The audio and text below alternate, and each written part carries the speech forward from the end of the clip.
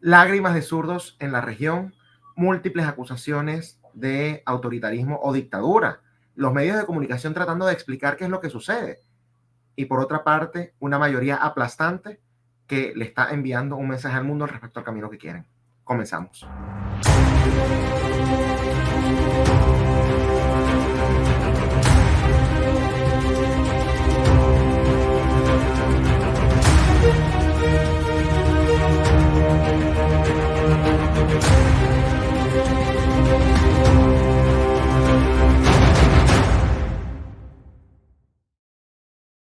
Bienvenidos a Giro a la Derecha con Esteban Hernández. Si quieres tener información actualizada en materia migratoria, te recomiendo que llames al abogado John de la Vega. John de la Vega es un abogado venezolano-americano especialista en el tema migratorio que ha ayudado mucho a la comunidad venezolana y latinoamericana acá en los Estados Unidos. Así que si tienes dudas sobre cualquier cuestión en materia migratoria, te recomiendo que llames al abogado John de la Vega al teléfono que se encuentra en pantalla, o también le puedes escribir al correo electrónico que se encuentra en pantalla.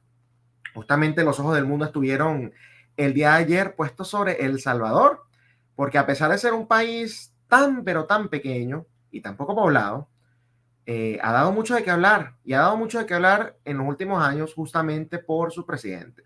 Muchos han criticado la gestión que ha tenido, en gran parte por unos presuntos abusos de los derechos humanos a quienes él ha catalogado como criminales, ¿no?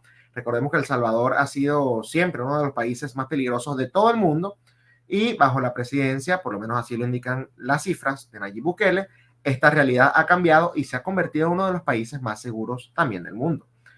Sin embargo, bueno, los métodos es lo que algunas personas deciden cuestionar, y evidentemente esto generó un debate bastante importante. No conforme con esto, también hubo un debate alrededor de su candidatura, muchos asegurando que era algo inconstitucional, a pesar de que la Corte Suprema de ese país, digamos, le dio el visto bueno para que se lanzara a la reelección.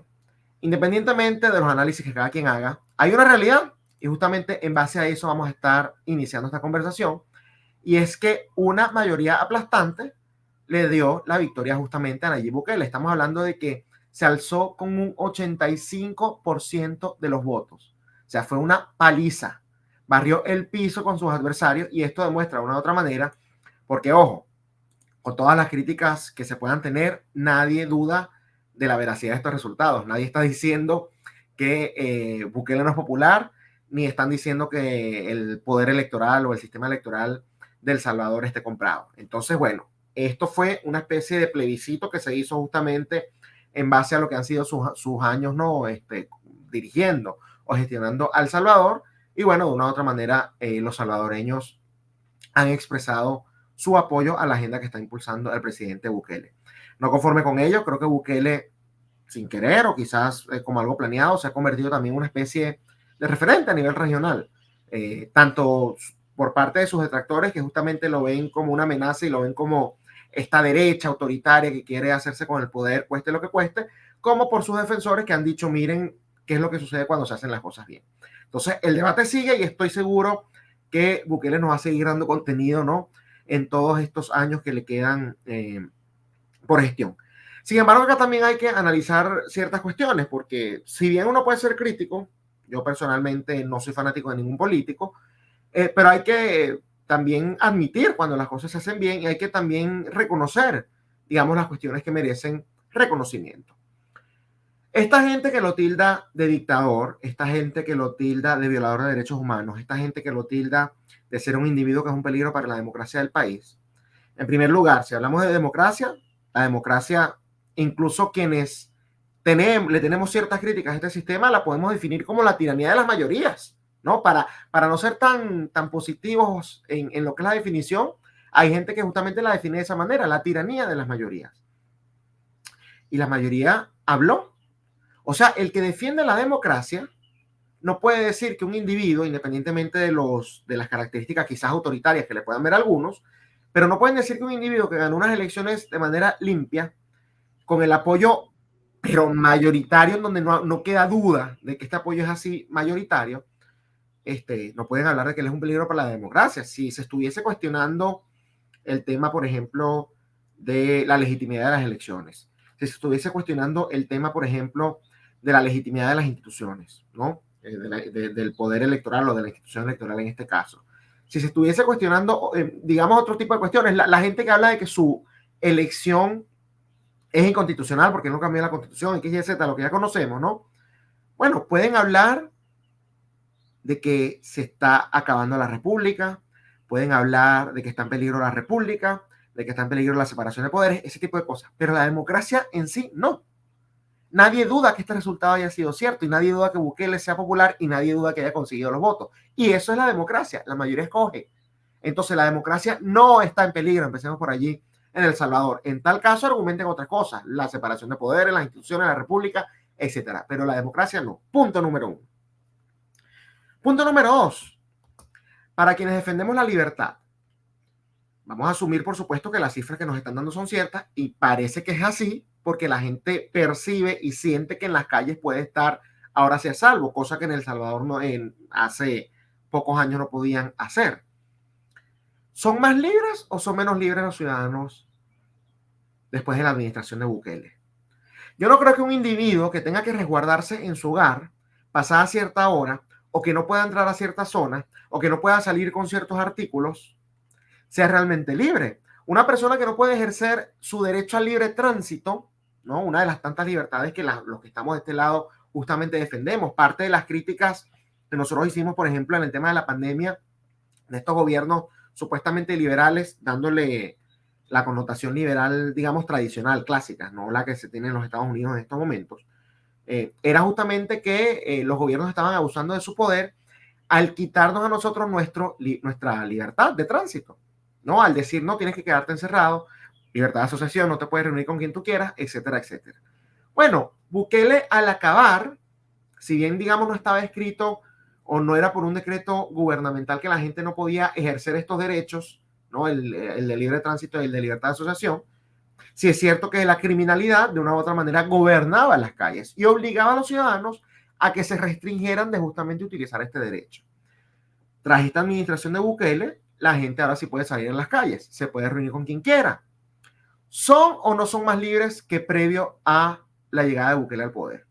Y esas son preguntas que yo dejo al aire porque evidentemente hay mucha gente de este lado, sobre todo liberales, libertarios, liberales clásicos, ¿no? Que son muy críticos y está bien serlo, está bien serlo. Yo lo que digo, políticos en general, no confiemos en los políticos, hay que cuestionarlos, hay que llevarles la contraria, ¿no? En la medida que tenga sentido hacerlo. Pero bueno, si usted dice ser amante de la libertad, yo no creo que usted esté en contra de que ahora los salvadoreños justamente sean más libres. Y entonces hay gente, lo he visto en redes sociales, incluso gente que me escribe al privado, que me colocan otros ejemplos. Porque Bukele ahora está diciendo que El Salvador va a ser el único país que de manera democrática va a tener un solo partido. Y tiene razón, o sea, sacó de los 50 parlamentarios, creo que tiene 48, o sea, él no tiene que negociar con nadie, él va a gobernar a sus anchas en El Salvador porque la gente así lo decidió. Entonces, a pesar de que no es que está ilegalizando los demás partidos, a pesar de que no es que, digamos, los está persiguiendo, como se hace en Nicaragua o en Venezuela, a pesar de que la gente sí puede llevar la contraria y en los medios de comunicación salir y denunciar todo lo que se les ocurra denunciar, él está hablando de que de una manera democrática se van a quedar con un solo partido. ¿Por qué? Porque los demás no tienen apoyo. O sea, un 15% de los salvadoreños apoya a la oposición, le dieron 2 escaños en el Congreso, ¿no? Y el otro 85 dijo, no, queremos seguir con el modelo que ha venido planteando Nayib Bukele en los últimos años. Entonces, claro, él dice eso, que fue muy polémico, que de manera democrática el país se va a convertir en un país con un solo partido. Y entonces hay gente que hace el paralelismo con países como Corea del Norte o con países como China. Y entiendo la comparación, digamos, como ya dije, siempre cuestionemos a los políticos. Pero nuevamente me voy al tema de las libertades y al tema además de la institucionalidad. Nadie puede hablar siquiera, digamos, pensar por un momento que en Corea del Norte hay elecciones libres o que en Corea del Norte la mayoría de los norcoreanos realmente quiere el régimen. No se sabe porque en Corea del Norte no hay elecciones libres. En Corea del Norte no hay oposición y no por una cuestión de popularidad. No hay oposición por una cuestión de que son ilegales. No hay oposición por una cuestión de que si alguien se le lleva la contraria al tiranosuelo ese de Kim Jong-un, entonces lo matan, lo ejecutan, sea quien sea. Lo mismo en China. En China ellos hablan de un sistema supuestamente plural. Vimos cómo, ¿cuándo fue? Hace 1 año o 2 años, alguien que ya había sido, por cierto, presidente del Partido Comunista Chino, no le aplaudió a Xi Jinping en una cuestión que hizo, o no levantó la mano de que apoyaba su reelección, algo por el estilo, se lo llevaron preso. Se lo llevaron preso. Entonces, no veo la comparación entre una cosa u otra, y además voy al tema nuevamente de las libertades. Y acá es donde justamente yo creo que está la sustancia de todo esto. ¿Es la gente de Corea del Norte más libre desde que asumió la dinastía Kim en Corea del Norte? No. ¿Es la gente de China más libre desde que Xi Jinping asumió la presidencia del Partido Comunista Chino y por lo tanto también del país? No. Si fuese el caso contrario, entonces allí es donde realmente entra el debate interesante, que es el debate que justamente podemos dar con el tema de El Salvador. Son más libres, quizás hay algunas características autoritarias, pero en términos generales el país es mucho más libre. No pasa eso en China, no pasa eso en Corea del Norte. Y entonces esa comparación, bueno, me parece absurda. Y yo creo que justamente, repito, no nos fanaticemos, ni con Nayib Bukele, ni con nadie, ni con Milei, ni con Donald Trump, ni con nadie. Pero cuando hagamos los cuestionamientos, vamos a hacerlos digamos, en base a algo que tenga sustento y no en base sencillamente a un odio que parece más personal que otra cosa. Les recuerdo a nuestra audiencia que si quieren estar bien informados, la mejor manera de hacerlo es suscribiéndose a nuestro canal de Telegram Contrapoder News. Se baja la aplicación, coloca en la barra de búsqueda Contrapoder News. Acá tiene cómo se escribe, le da clic al canal, clic a suscribirse y a partir de ese momento comienza a recibir las noticias como un mensaje directo para que esté siempre informado. También los invito a que nos sigan en nuestra cuenta de Twitter, @Contrapoder30, en la de Instagram, @Contrapoder3.0 y por supuesto que se suscriban acá al canal de YouTube, youtube.com/Contrapoder30, que además de suscribirse activen la campanita, que le den like al video, pero lo más importante de todo es que lo compartan con sus familiares y amigos, porque de esta manera ellos también pueden estar bien informados. Y recuerden que una persona bien informada es un voto menos para la izquierda.